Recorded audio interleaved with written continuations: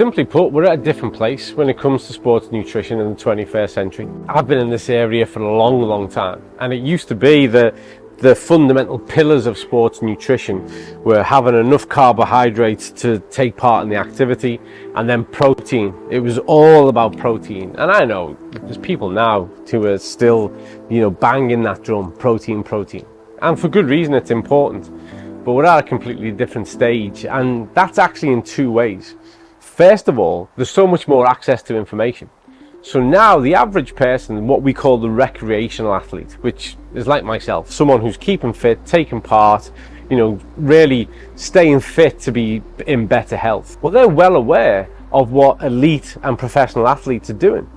And it's absolute common sense that you would say, okay, well, if that's what they do at the very top level, then maybe that's what I should do, because everything is relative.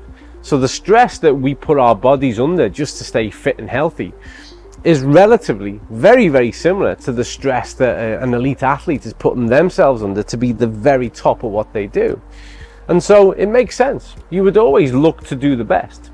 And so now sports nutrition, and this is whether or not you're a gold medalist Olympian, a professional rugby player, soccer player, is exactly the same as that person who's going to the gym, who's taking part in a Pilates, a Zumba class, the keen runner, triathlete, surfer. It's exactly the same. And one of the best parts is that you can access the exact same quality, and you can access the exact same formulations. And so now it's not just about protein.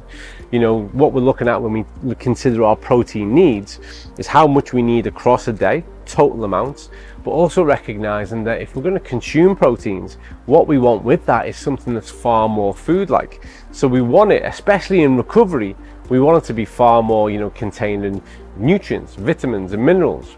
And then we're looking at our increased need of those elements. If we look at the gut, for instance, and I'm going to start, something like Xenobiotic, which is going to deliver those prebiotic fibers to nurture the gut so that the gut can better absorb nutrients. And believe me, exercise, sport and training takes its toll on the gut, and 80% of our immune system functions from within the gut. And then we move on. This to me is the ultimate sports performance nutrient, omega-3, DHA and EPA. It's the resolution. Exercise causes muscle damage, causes neurological damage. The adaptation, which is where we improve, is all about the resolution, bringing those inflammatory markers back down and enabling the muscle to recover and be stronger.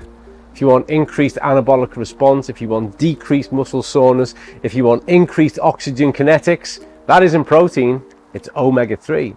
That comes from this, managing those pathways. This to me is really the ultimate sports performance bit of nutrition. And then we go into our broader nutrition needs. One of the key things I will say, and it's whether or not it's a child's multivitamins for adults, when we're looking at topping up on something like vitamin C or D, the key thing is to ensure that if we're participating in sport from the top level all the way through to keeping fit, it should be backed by informed sport. We should have that certification to know there's no cross-contamination, there's no risk of something being in there that's going to give you a positive on a drugs test, there's no risk to you in your personal health, well-being and safety, that everything is verified, individually, independently, objectively, batch tested, safe, effective, 21st century sports nutrition.